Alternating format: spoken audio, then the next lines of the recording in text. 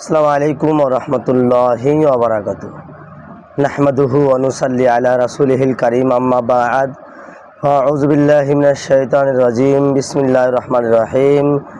সুবহানাকা লা ইলমা লানা ইল্লা মা 'আল্লামতানা ইন্নাকা আনতাল আলিমুল হাকীম।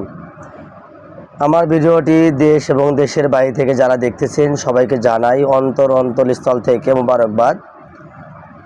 এবং যারা ভিডিওটি দেখতেছেন এবং রেগুলার দেখেন তাদের জন্য সুন্দর একটি আমল, কিভাবে আপনি শত্রুকে সূরা লাহাবের দ্বারা আপনার শত্রুকে, সেটা হোক জিন শত্রু অথবা মানুষ শত্রু, তাকে আপনি কিভাবে শায়েস্তা করতে পারবেন, কিভাবে আপনি মেরে ফেলবেন। আপনি যদি সূরা লাহাবের আমল করেন, সেটা যে কোনো শত্রু হোক, শত্রু বলতে কি বোঝায়, যে কোনো রকমের শত্রু হোক না কেন, সেই শত্রুকে আপনি ধ্বংস করে দিতে পারবেন। সূরা লাহাব আল্লাহ সুবহানাহু ওয়া তাআলা শত্রুকে ধ্বংস করার জন্য নাজিল করেছেন। তা আপনারা যেটা করবেন, যদি আপনার কোনো মানুষ শত্রু থাকে, জিন কোনো শত্রু থাকে, জিন আক্রমণ থেকে থাকে, তাকে আপনি কিভাবে শায়েস্তা করবেন, মেরে ফেলবেন।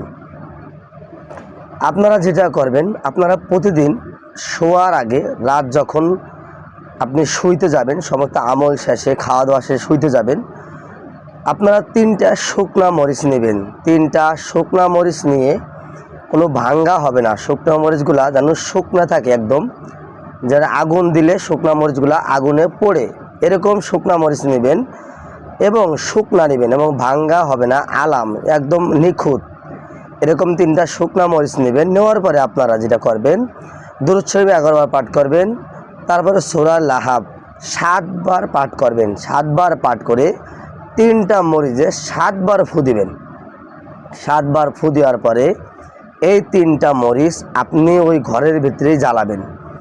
আগুন লাস্টে আবার দুরূদ শরীফ আবার 11 বার পাঠ করবেন। সর্বপ্রথম দুরূদ 11 বার, সূরা লাহাব 7 বার, এরপরে আবার দুরূদ শরীফ লাস্টে 11 বার, ওই মরিচ 3টে ফু দিবেন। দেওয়ার পরে আপনি মরিচে আগুন ধরিয়ে দিবেন, মাথার থেকে আগুন ধরাবেন, গুঁড়া 3টে ধরে মাথাতে আগুন ধরিয়ে আপনি নিয়ত করে আগুনে পোড়াবেন যে আল্লাহ, যে শত্রু আমাকে ক্ষতি করার চেষ্টা করে, সেটা জিন শত্রু হোক আর মানুষ শত্রু হোক, তাকে ধ্বংস করার জন্য আমি আপনার কাছে সাহায্য প্রার্থনা করছি। যদি আপনি তারপর ওই ঘরের ভিতরে 3টা মরিচ পোড়াইয়ে সম্পূর্ণরূপে, একদম সম্পূর্ণরূপে যেন পুড়ে যায়, এভাবে পোড়াবেন। পোড়ানোর পরে আপনি আপনার হাতে থাকলে হাত পুড়ে যেতে পারে, সেক্ষেত্রে আগুন ধরায় আপনি একটা প্লেটের কোনো পাত্রের ভিতরে রেখে দেন, যেটা স্টিলের পাত্রে রাখতে পারেন। সম্পূর্ণ মরিচটি পুড়িয়ে ফেলবেন। জিন শত্রু ওই ঘরের ভিতরে থেকে থাকে, সে পুড়ে জ্বলে মারা যাবে এবং ওই ঘরে সে ঢুকবে না।